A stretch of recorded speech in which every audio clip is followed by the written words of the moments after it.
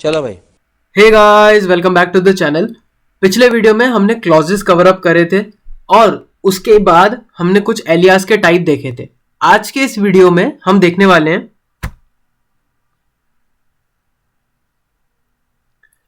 Functions in Oracle.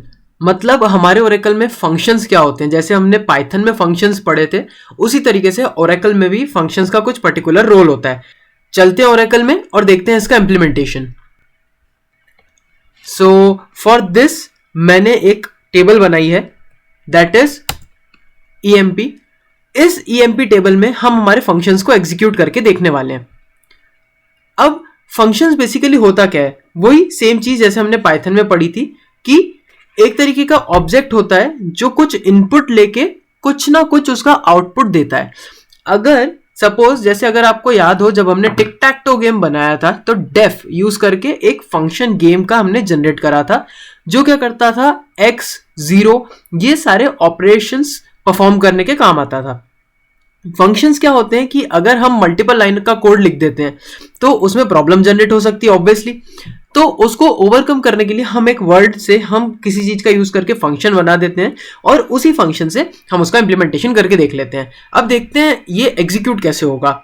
दो तरीके के फंक्शंस होते हैं, एक होता है हमारे पास बिल्ट इन फंक्शन, एक होता है हमारे पास user defined function. Built in function वो फंक्शंस होते हैं जो ऑलरेडी कंप्यूटर में बने हुए हैं, और यूजर डिफाइंड फंक्शन जिनको यूजर खुद अपने हिसाब से डिफाइन करता है। अब एक एक करके हम इन सब का इंप्लीमेंटेशन देखेंगे अभी। तो इस फंक्शन में अलग अलग कैटेगरीज होती हैं। पहली कैटेगरी मल्टी रो फंक्शन की आती है, जैसे मल्टी रो फंक्शन या फिर बिल्ट इन फंक्शन। ये जो बिल्ट इन फंक्शन होते हैं इनको हम मल्टी रो फंक्शंस भी बोलते हैं। अब अलग अलग फंक्शंस होते हैं, जैसे एक काउंट होता है, सम होता है, एवरेज यूज होता है, उसके बाद मैक्सिमम मिनिमम वैल्यू के लिए मैक्स और मिन यूज होता है, देन एक स्टैंडर्ड डेविएशन यूज होता है, उसके बाद वेरिएंस, रैंड, राउंड, ये सारे फंक्शंस यूज करते हैं हम। तो एक एक करके इन सबको देखते हैं हमारी SQL टेबल के थ्रू। ओके, अब जो सबसे पहला फंक्शन हमारा आता है दैट इज काउंट फंक्शन। तो काउंट हमें पता है, समझाने की जरूरत ही नहीं कि अगर मेरे को काउंट करना है कि कितने एम्प्लॉइज हैं या फिर कितनी चीजें हैं हमारे पास, तो उसके लिए we will use count function. तो उसके लिए सिंपल सी कमांड लगती है सिलेक्ट।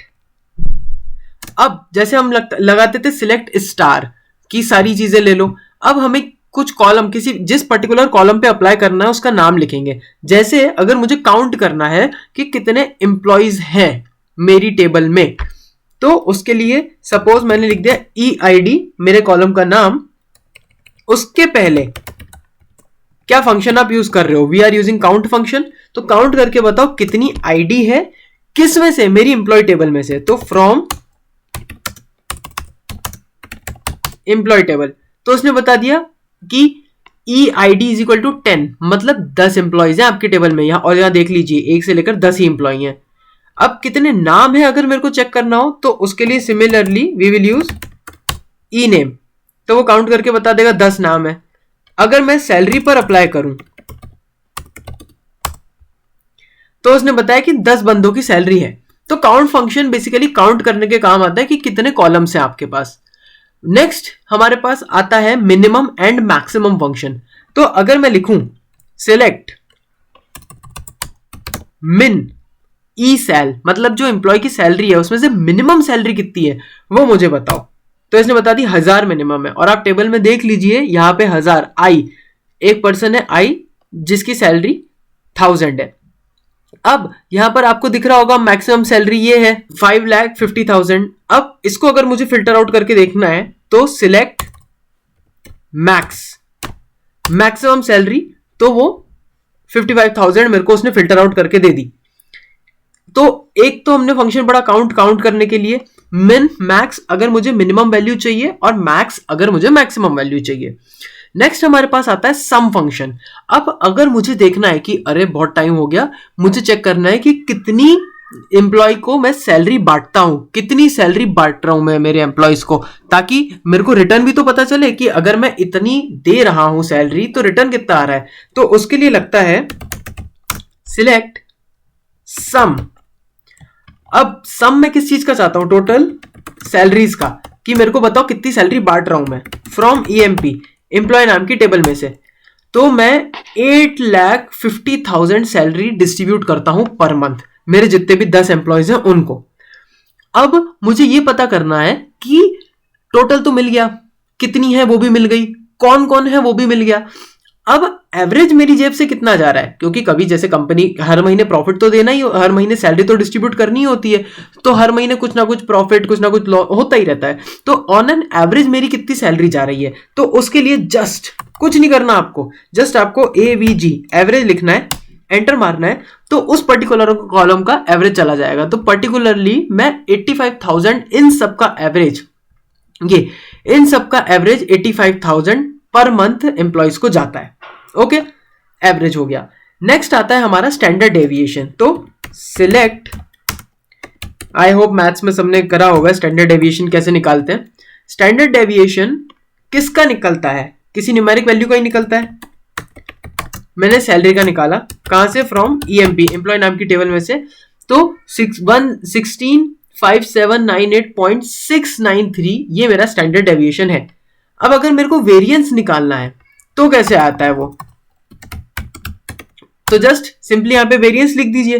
तो अप टू मैक्स वो सैलरी कहां तक जा रही है, 2.7468 मतलब अप टू और भी बहुत आगे एक्सपोनेंट्स है मेरे पास।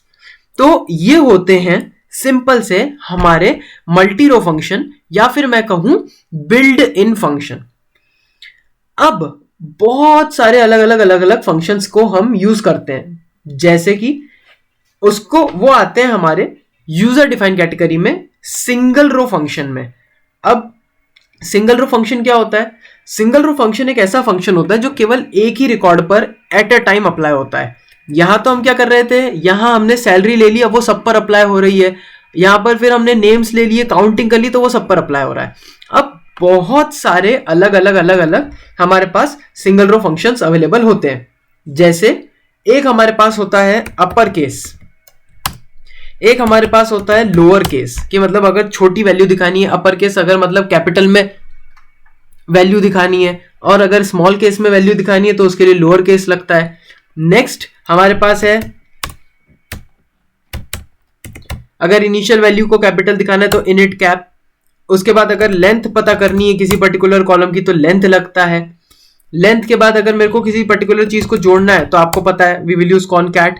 फिर कुछ और चीजें लगती हैं इसमें, वो अब हम आगे जैसे जैसे सॉल्व करेंगे हम चेक करते जाएंगे। सो ये जो हमारा टॉपिक है मल्टी रो फंक्शन, इसको हम आगे आने वाली वीडियो में देखेंगे, नहीं तो वीडियो बहुत लंबा हो जाएगा।